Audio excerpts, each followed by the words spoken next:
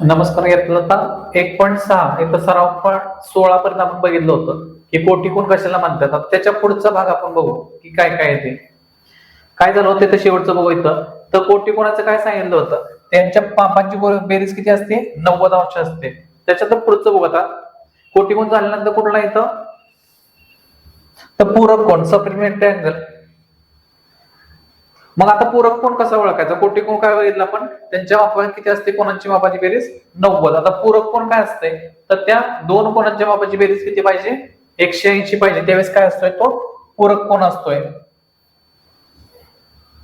बघा इथं इथं किती दिसतात आपल्याला, इथं कोणाचे 110 आणि 70, म्हणजे बेरीज किती होणार आहे त्यांची, 180 होईल. मग हे कोटी कोण आहेत का पूरक कोण आहेत, कुठले कोण असणार ते, पूरक कोण असणार का. पूरक कोणाच्या मापाची बेरीज किती असते, 180 असते.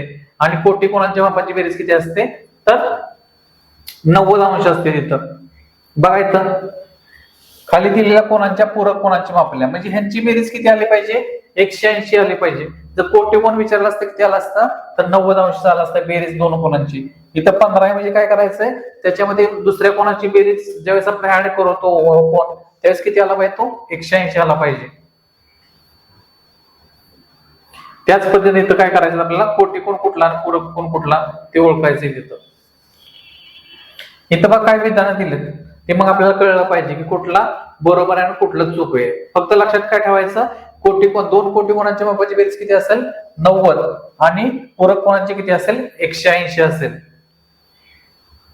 बघा इथं आता ज्या दोन किरणांचा आरंभबिंदू सामायिक असतो व त्या किरणाने एक रेषा तयार होते, त्या किरणांना परस्परांचे काय म्हणतात, विरुद्ध कोण असं म्हणतात. म्हणजे कसं, इथं बघा हा बी पासून सुरुवात झाली, इकडे गेला, आणि इथं म्हणजे तो कसा झालाय तिथं, किंवा इथं इथं जरी बघितलं काय होतं, दोन्हीकडे केलं तर मग काय होणार, विरुद्ध किरण असं म्हणतो आपण त्यांना. आता इथं विरुद्ध किरणांची मान कसं होत्या, इथं पी पासून कसं आहे, पी टी, आणि इथं पी एन, यांना काय म्हणणार आपण, विरुद्ध किरण असं म्हणणार. आता ह्याच्यातला पुढचा भाग आहे काय बघा, रेषीय जोडीतील कोण कशाला म्हणायचं. आपण काय काय बघितलं, कोटी कोण बघितलंय, पूरक कोण बघितलंय, विरुद्ध किरण बघितलं. आता रेषीय जोडीतील कोण बघायचं. मग रेषीय जोडीतील कोण बघा काय कशाला म्हणायचं, काय असतंय, रेषीय जोडीतील कोणांच्या मापाची बेरीज किती, 180 असते. म्हणजे काय म्हणता येईल आपल्याला, रेषीय जोडीचे पण कोण किती असते, बेरीज 180, पूरक कोणाची पण किती असते, 180 असते. मग आता रेषीय जोडीतील बघा काय सांगता येईल, इथं ज्या दोन कोणांची एक भुज सामायिक असते व असामायिक भुजांनी सरळ रेषा तयार होते, त्यांना काय रेषीय जोडीतील कोण असे म्हणतात. रेषीय जोडीतील कोण परस्परांचे कसे असतात, पूरक कोण असतात. का पूरक कोण असतात, त्यांच्या पण कोणांची बेरीजची माप किती आहे, 180 आहे. त्यामुळे काय असणार, ते रेषीय जोडीतील, त्यांनाच काय म्हणणार आपण, पूरक कोण असं पण म्हणू शकतो आपण. म्हणजे काय सांगितलं, तर एका बाजूला काय होतंय, इथं त्यांनी सरळ रेषा झालेली असते, आणि यांचा कोण किती असतो, यांची बेरीज दोन्हीची 180 पाहिजे. त्यावेळेस त्यांना काय म्हणणार आपण, रेषीय जोडीतील कोण असं म्हणणार आहे. तिथं विरुद्ध कोण, आता विरुद्ध कोण बघायचं, कोण कुठला आहे, एस क्यू टी, हा पी क्यू आरचा विरुद्ध कोण आहे असं म्हणतात. कुठला कुठला बघा, एस क्यू आणि टी, आणि इकडे कुठला आहे आपल्याला, तर P Q R, S Q T आणि पी क्यू आर. म्हणजे बघा इथं एस क्यू टी कुठं तयार झाला, इथं तर इथं तयार झाला, आणि ह्याला विरुद्ध, विरुद्ध म्हणजे त्याच्या ऑपोजिट तिथं पाहिजे. म्हणजे इकडे दुसरा जर विचार केला तर कुठला येईल सांगा बरं, तर काय येईल इथं, तर S Q P Q S आणि आर क्यू टी, हे दोन्हीचे कसे जातील, विरुद्ध राहतील. मग हे आपल्याला कळलं पाहिजे, त्याच्या हे दोन्हीचे इकडे विरुद्ध, ह्याचं कसं आहे बघा, हा अँगल असा तयार झाला, इकडे हा ह्या खालच्या साईडला तयार झाला, मग तो कसा आहे, त्याच्या विरुद्ध आहे. ह्या गोष्टी लक्षात ठेवायच्या आपल्याला. पुन्हा बघा आता, ज्या दोन किरणांनी कोण तयार झाला, त्यांच्या विरुद्ध किरणाने तयार झालेला कोण, पहिल्या कोणाच्या विरुद्ध कोण असतोय.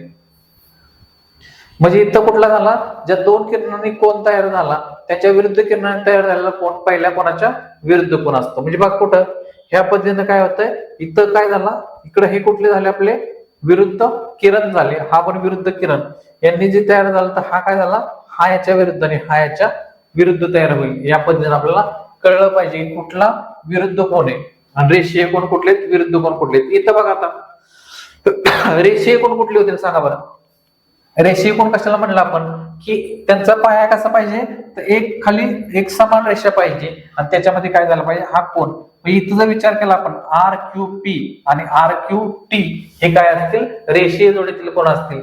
आणि विरुद्ध कुठला असेल तर आर क्यू पी आणि इथं टी क्यू पी हे दोन कसे असतील, विरुद्ध कोण असतील. मग हे आपल्याला लक्षात आलं पाहिजे. दोन रेषांनी एकमेकींना छेदले असता परस्पर विरुद्ध कोणाची मापे कशी असतात, समान असतात. म्हणजे ज्यावेळेस कुठल्या रेषेला छेदलं असतं सामान्यानं, तर काय होतंय, एकमेकांना छेदलं परस्पर कोणाची मापे कशी असतील, परस्पर विरुद्ध कोणाची मापे. म्हणजे ह्या कोणाचं माप आणि ह्या कोणाचं माप कसं असेल, समान असेल. आणि ही रेषीय जोडीतलं किती असतील, तर ह्यांचा किती असतील, 180 अंश असेल. इथं बघा आता रेषा एसी व रेषा बीडी परस्परांना पी या बिंदूत छेदतात. कोण कुठला आहे, एपीडी 47 तर एपीडी बीपीसी बीपीडी यांची माप आपल्याला काढायचे तिथं.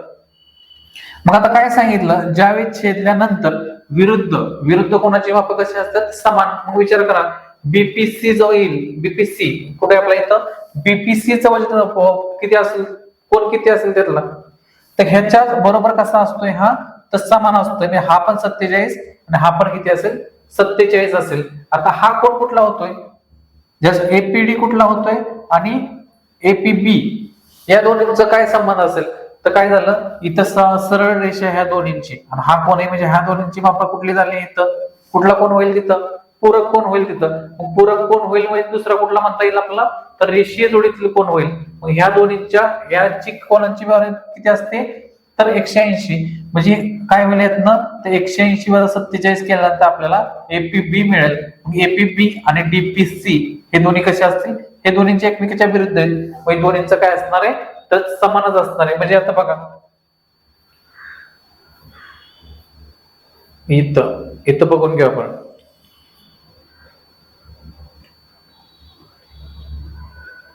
तर काय करायचं, जर मिळेल आपल्याला इथं कसा मिळेल, 180 मधनं जर 47 वजा कराल तर मग आपल्याला किती मिळणार आहे इथं, तर आपल्याला हा जो कोण आहे एपीबी आणि डीपीसी हे दोन्ही कोण मिळून जातील.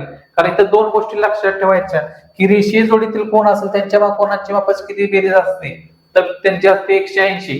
आणि विरुद्ध कोण असतील तर त्यांच्या मापांची बेरीज कशी असते, बेरीज म्हणण्यापेक्षा त्या दोनांच्या कोणांच्या मापांची कशी असतात, तर दोन्हींचे कोण समान असतात. म्हणजे हा 47 असेल तर हा पण 47 असेल. आणि हे जे काय आपण काय करणार, 180 मधून हा 47 वजा करणार, ते आपल्याला मिळणार उत्तर कसं राहते, तर समान असेल.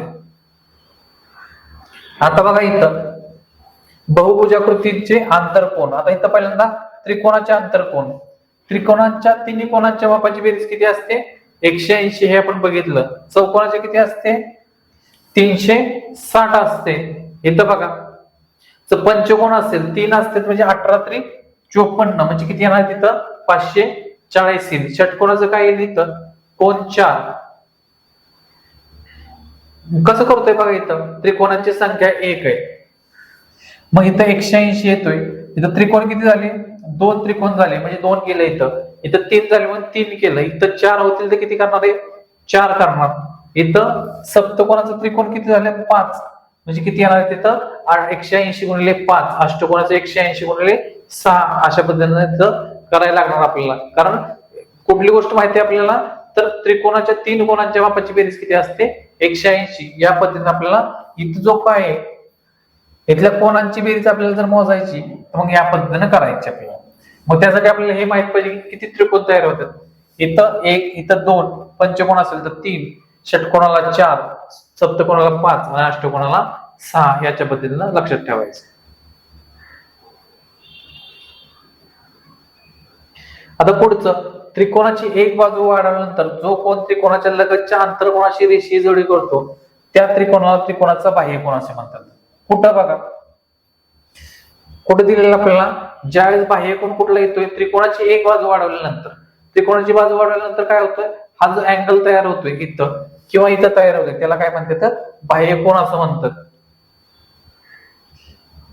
मग बघा प्रत्येक त्रिकोणाला याप्रमाणे किती त्रिकोण असतात, तर बाह्य 6 बाह्यकोन असतात. म्हणजे बघा इथं ही रेषा वाढवली, इथं एक कोण मिळाला, इकडे ही रेषा वाढली की इथं, म्हणजे प्रत्येक रेषा जर वाढवली तर आपल्याला किती बाह्यकोन मिळतात, तर 6 बाह्यकोन मिळतात. तर बाह्यकोनाचे गुणधर्म बघा, त्रिकोणाच्या 3 कोणांची काय बघितलं आपण 180. रेषीय जोडी पण किती 180 असते. आणि त्याच्यानंतर रेषीय जोडीनंतर कोटी कोण काय बघितलं होतं आपण तर 90 असते. या गोष्टी आपल्याला लक्षात ठेवायच्यात व्यवस्थित. त्याच्यानंतर पुढं